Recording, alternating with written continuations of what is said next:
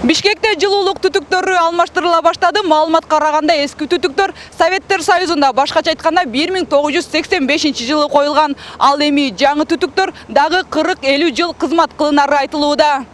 Жаңы коюлуп жаткан жылуулук түтүктөрү мурдагы түтүктөрдөн айырмаланып, ысыкты көпкө чейин кармоо артыкчылыктарына ээ. Муну менен катар кандайдыр бир авариялык кырсыктар катталган учурда так кайсы жерде жарылуу болгонун түтүктөргө орнотулган атайы зымдар аркылуу аралыктан аныктоого болот. Бул түтүктөрдүн негизги эки өзгөчөлүгү бар. Биринчиси бул изоляциясы. Изоляциясы мисалы мурунку учурда темир түтүк келип, анын сырты ордунан изоляция болчу. Ал эми азыркы түтүктөрдүн изоляциясы заводдон жасалым келинет да. Анан кийин бул изоляциянын мурунку изоляцияга караганда жылуулук өткөрүмдүүлүгү азыраак да. Ысыкты көпкө чейин кармайт да, ысыкты көбүрөөк кармайт. Андан тышкары экинчи өзгөчөлүгү бул мондай проводдор орнотулган. Бул проводдор оперативно-дистанционный контроль. Башкача айтканда аралыктан туруп, кайсы жерде утечка болгонун, кайсы жерде влажность болуп жатканын билип турса болот да. Бишкек жылуулук тармагы ишканасынын курулуш бөлүмүнүн башчысы Кубанычбек Рыспаевдин айтымында оңдоо иштеринин жүрүшүндө жол астындагы жылуулук түтүктөрү толугу менен жаңысына алмаштырылып, августтун аягына чейин бүткөрүлөт. Ошондой эле ал шаардын аянты кеңейип, калктын саны өскөн сайын жылуулук түтүктөрүн көбөйтүү, жаңыртуу муктаждыгы келип чыкканын белгиледи.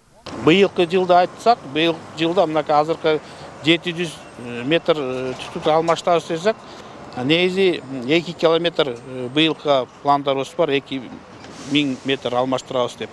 Ошонун бири ушул объект, аны мындан тышкары да Гоголь көчөсүндө, Жуке Пудовка көчөсүндө азыр уже башталып атат ал жумуштар дагы.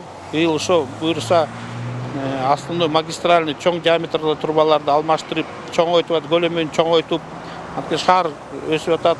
Ошонун негизги жумуштарды жасап атабыз. Ал эми түтүктөрдү алмаштыруу, жаңыртуу, оңдоп түзөө иштери бүткүл дүйнөлүк банк жана аталган ишкананын эсебинен каржыланууда. Бул дүйнөлүк банкты өзүнчө эсептелет. Биздики собственный средстволор өзүнчө эметилет. Биздики өзүбүздүн каражатыбыз